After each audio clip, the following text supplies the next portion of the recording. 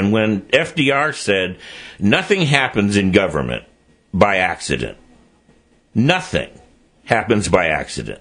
So the drone wars, the bailouts, the $29 trillion in bailouts of the richest, most profitable corporations and banks in the world, this phony TARP operation of bailing out the financial system, has now been proven to be an utter fraud in the largest single lawsuit in world history. You're not going to hear about it. I only just heard about it because I got the press release Sunday. Who's making the lawsuit? The lawsuit is by a company called Spire Law Group, LLP. It's a national homeowners lawsuit, and they're suing for $43 trillion. Oh, man. $43 trillion. This is the $29 trillion I talked about on your show before, that I talked about from the Levy Institute. The documentation is on the front page of my website. Okay, download the PDF file, and you'll hear nothing about this in the news.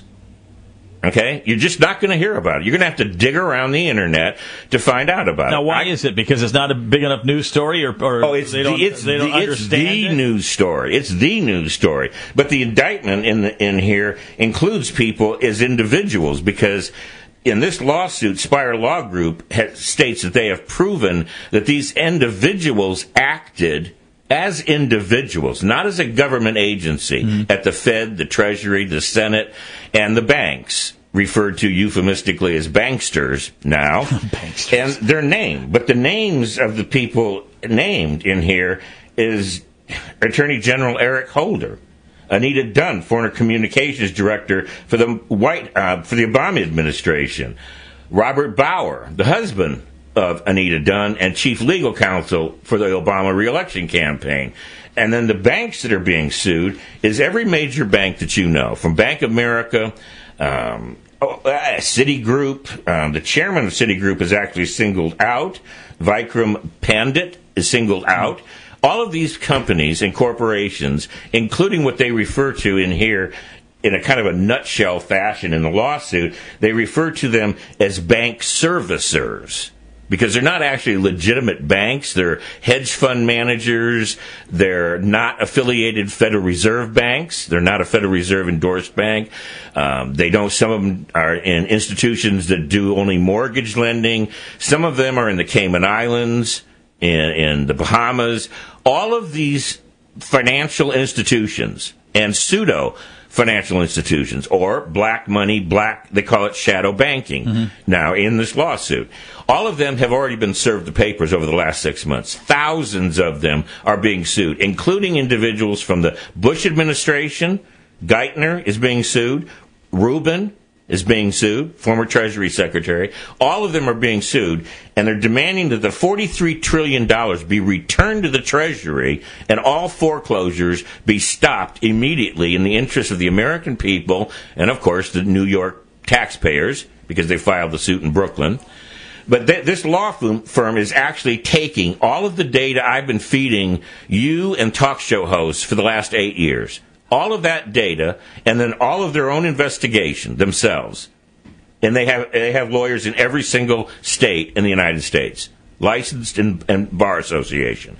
So this huge law firm that represents the largest corporations and banks in the world is turning around and going after, under the RICO Act, trying to force a RICO Act investigation, criminal investigation, based on their lawsuit findings, which is done very often. A civil suit is filed. They present enough evidence in the civil suit to stimulate a RICO Act criminal investigation. That's how it works.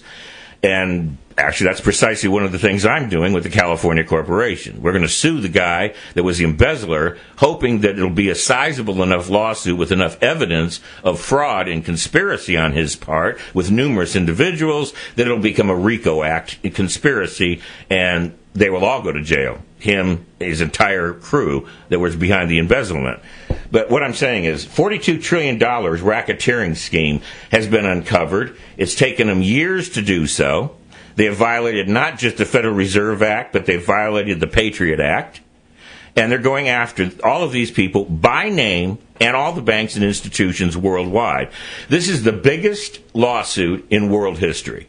galactic history, unless somebody in Venus or Mars has done something larger. You never know.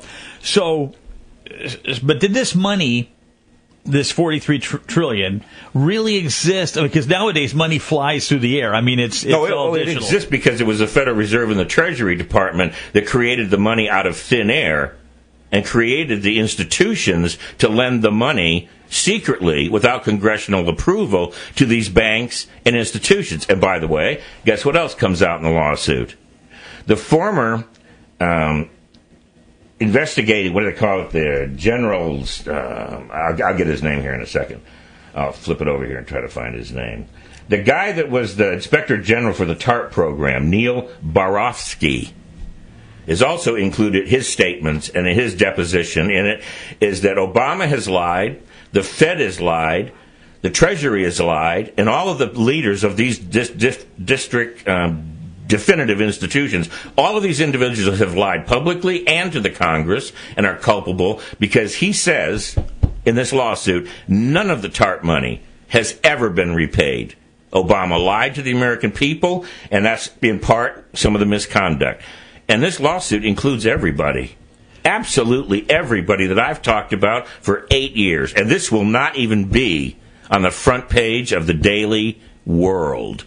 Eventually, you think it will be, though. I mean, I would imagine if this actually gets the RICO Act gets involved in this, or if it's a RICO Act, it'll be on page 47 in the New York Times. But I mean, we're talking 42 trillion. Now, is that money was that money physically moved? Yes, it's in the Cayman Islands. It's in the Isle of Man.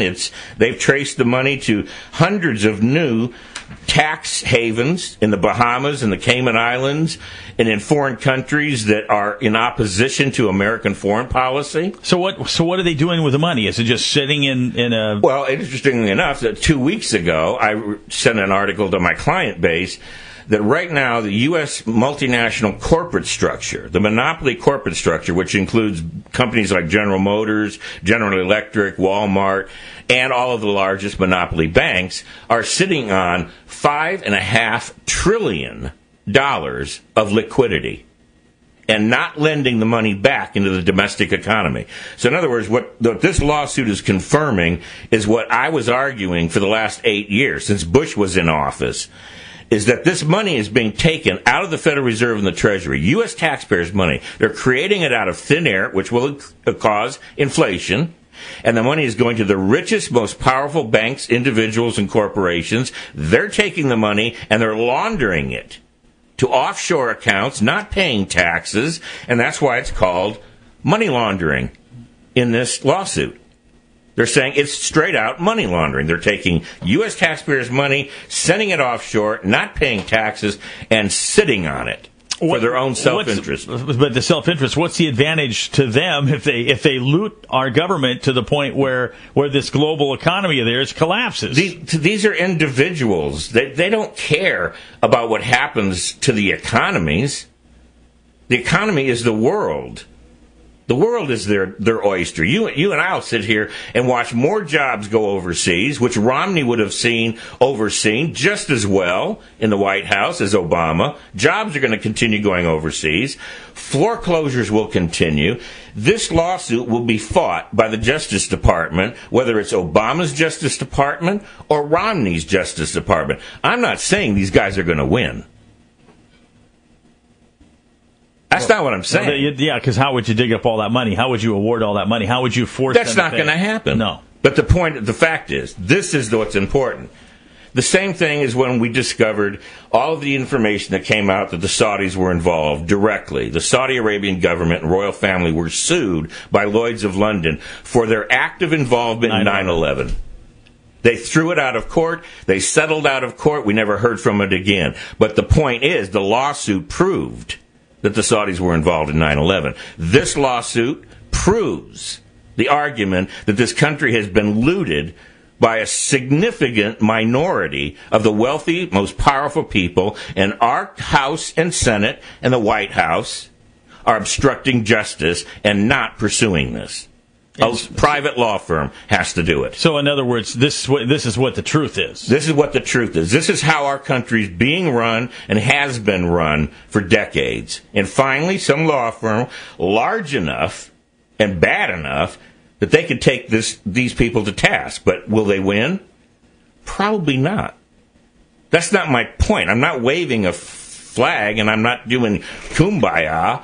We're going to take the country back. That's not going to happen. It'll be the ugliest fight, and probably there'll be some dead bodies before this is over. My guess, there'll be some dead bodies before this is over, if not suicides. But, by God, it's about time.